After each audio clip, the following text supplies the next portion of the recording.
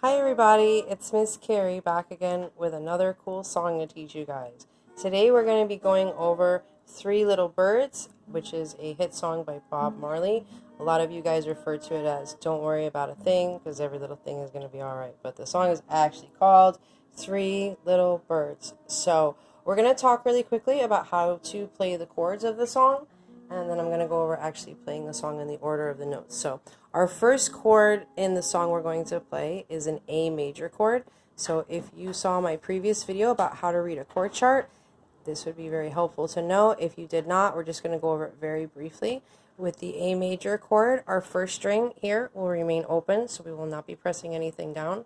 Our second string, or our B string, we're going to hold down the second fret with the ring finger. We're going to have an alternate version of this later on, but we'll talk about that after we go over them. The third string here, you'll be holding down the second fret as well with your middle finger.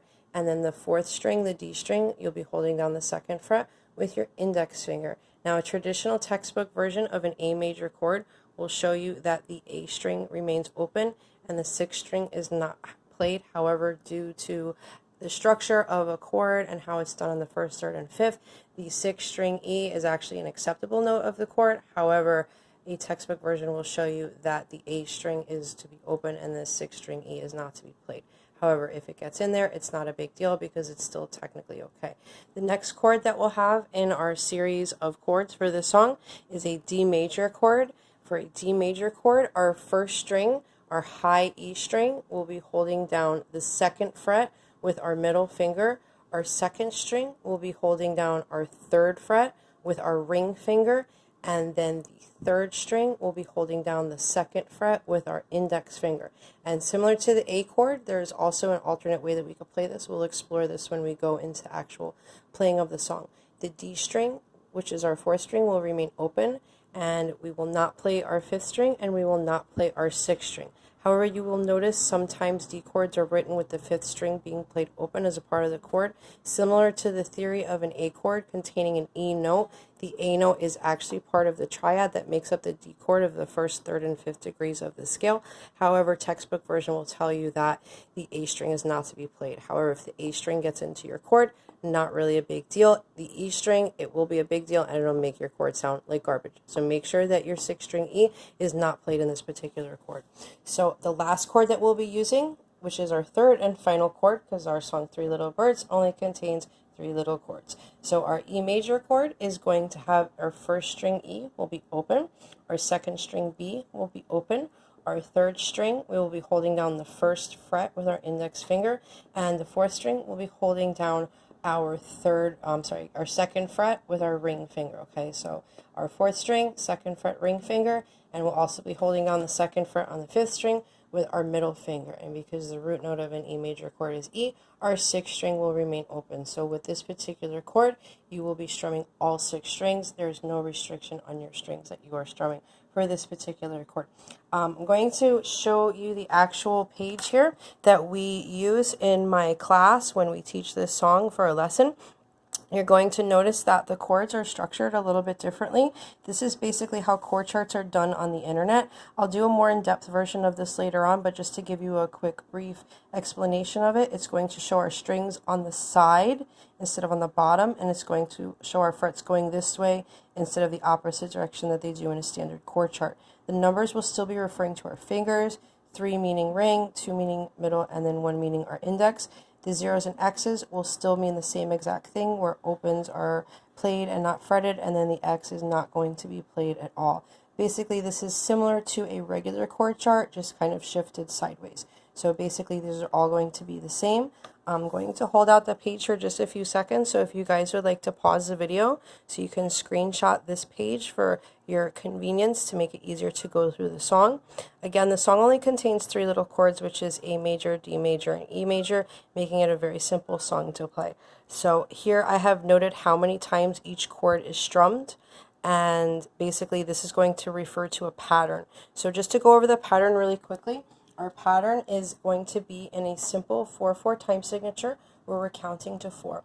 This particular song uses what we call a syncopated beat. A syncopated beat basically means that we're coming in on an offbeat. Instead of coming in on a perfect 1, 2, 3, 4, 1, 2, 3, 4 that most popular songs use. This will be coming in on the 2 and the 4 beat as opposed to the 1 and the 3. So our first beat will actually be a rest, our second beat will be played, our third beat will be a rest, and our fourth beat will be played. So it will basically go 1, 2, 3, 4, 1, 2, 3, 4, 1, 2, 3, 4, as opposed to coming in on the 1 and the 3. So when we have those rest, we're going to actually mute our strings. So that's our explanation of our chords and our chord charts, as well as our screenshot of the actual structure of the song. So I'm going to play these for you guys now, so that way you can have a better understanding of how to actually execute them. So what we're going to do is we're going to start on our E string, which will be open, our second fret on our second string with our ring finger, second fret on our third string with our middle finger, and the second fret on our fourth string with our index finger. As I mentioned previously, some people tend to play the chord this way, where you shift your fingers around the other way. If you find that to be more comfortable, please feel free to do so, as it does not change the sound of the chord. So if I play it in this way, I'm using my index on the second fret, second string, middle on the second fret, third string, and ring on the fourth string, second fret. There's no problem with playing the chord that way, because again, it does not change the sound of the chord. When I strum this particular pattern, like I said before, I'm going to strum on the 2 and the 4. So the 1 will be silent and the 3 will be silent. So it will go 1, 2, 3, 4, 1, 2, 3, 4, 1, 2, 3, 4, 1, 2, 3, 4. And when I stop, basically after I've completed the full strum and hit that E string, I let my thumb kind of just slightly rest on the strings, which produces the muting. So I have 1, 2, 3, 4. So really you're doing it right after the 2 and right after the 4, like 1, 2, 3, 1, 2, 3, 4. So we're going to play that A chord a great amount of times, because that's going to go in the background of the intro. We'll talk about the intro later. I actually have that tabbed out as music. So if you'd like to play the little intro that comes in, we can do that later on. So the first A chord, we're actually going to play it 16 times for the actual intro, and then 8 times for the chorus. This song is actually written with the chorus first, followed by the verse, so it's a little backwards to most song structures. So after we play that A chord 16 times for the 16 times for the intro, and 8 times for the chorus, which is starting off the song, we are going to go for 4 D chords. So D chord, as I wrote here on our chart, we're going to use our middle finger on the first string, second fret, our ring finger on the second string, third fret, and our index finger on the third string, second fret. I'm going to strum from the 4th string down, and again, as I said previously, it's not really a big deal if the 5th string makes it in there, because A is actually part of the chord structure of the 1st and 3rd and 5th. It composes the triad that makes up the chord itself. So if the A gets in there, it's not really a big deal. I'm going to do the same exact pattern, but before we talk about that, just to show you quickly, like I said earlier, some people tend to play their D chord this way. That is also a fully acceptable way of playing your D chord, again, because it does not change the tonality of the chord. So what I'm doing there, my ring finger is still remaining in the same place, 3rd fret on the 2nd string, except this time my index finger is on the 1st string, 2nd fret, and my middle finger is on the 3rd string, 2nd fret. So you can either play it like this, you can play like that, you can play like this, you can play like that, whichever one you like. So whichever one you feel comfortable with, go with that one. I'm going to do the same exact pattern rhythmically. I'm going to go 1, 2, 3, 4, 1, 2, 3, 4, 1, 2, 3, 4, 1, 2, 3, 4. So I'm going to play that pattern 4 times, and then I'm going to go back to the A for another 4. 1, 2, 3, 4, 1, 2, 3, 4, 1, 2, 3, 4, 1, 2, 3, 4, and I'm going to continue another 4 of the A's. So I'm going to skip down so you don't have a 20-minute long video to watch here. I'm going to stop down. I'm going to go down to the verse structure, where we're going to have an A, an E, a D, and an A. Okay, so we're going to talk about that quickly. So we're going to start off with the A chord. This is where they go rise up this morning. So we start with the A, rise up this morning, smile with the rising. As soon as you hear rising on the zing, you're going to go ahead for that E chord. Okay, so this is our first time using the E chord in the song. Just like I said earlier, the E string will be open, the B string will be open, the G will be holding on the 1st fret with our index finger, the D string will be holding on the 2nd fret with our ring finger, and the A string or 5th string will be holding on the 2nd fret with our middle finger. This is another chord that sometimes people play swapping their middle and their ring fingers. that's fine too. This is generally going to be more comfortable for you, but if you find this to be easier, if it helps you to transition between the chords faster, please feel free to do so. For the E chord, we're going to do, 4 patterns there. So we'll go 1, 2, 3, 4, 1, 2, 3, 4, and then we're going to go to the D chord again, which will be actually doing 8 patterns. So that's for 3 little birds perched on my doorstep. 1, 2, 3, 4, 1, 2, 3, 4, 1, 2, 3, 4, 1, 2, 3, 4, and they're going to sing some sweet songs. So we go back to the A, 3, 4, 1, 2, 3, 4, and then we're going to go to a melody pure and true. So a melody pure, as soon as he says pure, we go back to the E chord, 2, 3, 4, and then we're going to go back to the D again, 1, 2, 3, 4, 1, 2, 3, 4, back to the A, 1, 2, 3, 4, 1, 2, 3, 4. So it's really important that you get that muting in between the 2 and the 4 beats. It's really important to make sure that when you're fretting your notes that you're sitting perched up on your frets and you're not laying down. If you're laying down like this, you're going to get some buzzing coming out of that, so make sure that you're perched up.